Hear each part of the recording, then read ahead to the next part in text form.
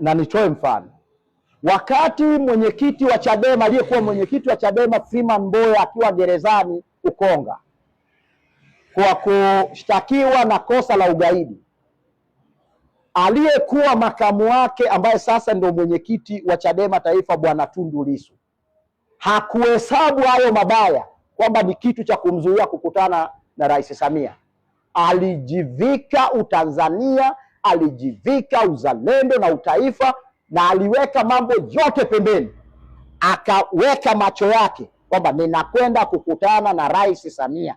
Walikutana na wawili, walizungumza. Mazungumzo yao ya watu wawili, wanasiasa na viongozi, yalifungua ukurasa mpya.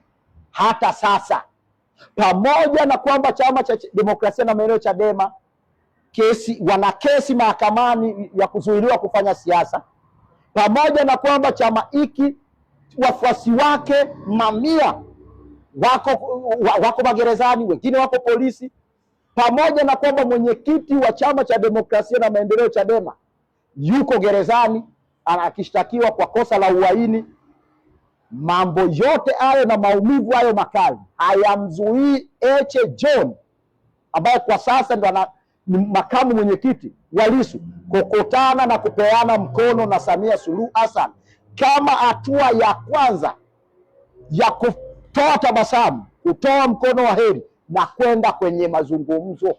Wakikutana hao wawili, wakapeana tabasamu, wakapeana mkono wa heri, hilo la Lissu litazungumzwa, hilo la Chadema kufungiwa litazungumzwa, na hayo mengine ya makada wa Chadema na viongozi wa Chadema walioko polisi, walioko magerezani, hayo yatazungumzwa.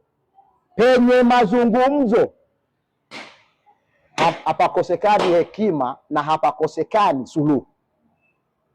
Watu wenye busara na viongozi hodari wanakutana mezani, wanayamaliza mezani. Ngumi ya mwanasiasa sio ngumi hii ya kidole ya vidole vitano vya kukunja hivi. Nguvu ya mwanasiasa iko kwenye ubongo wake, iko kwenye ulimi wake, kwenye mdomo wake, mezani. Huyu hapo bwana ni kada wa Chama cha Demokrasia na Maendeleo Chadema, ambaye pia ni mwenyekiti wa kamati ya kusukuma maridhiano Tanzania ambayo inajulikana kama Charles Odero, ambaye amesema kuwa ni muhimu kwa vyama vya siasa pamoja na serikali kukaa meza moja ya mazungumzo kwa lengo la kulisogeza taifa mbele kimaendeleo na kuimarisha mshikamano wa kisiasa nchini.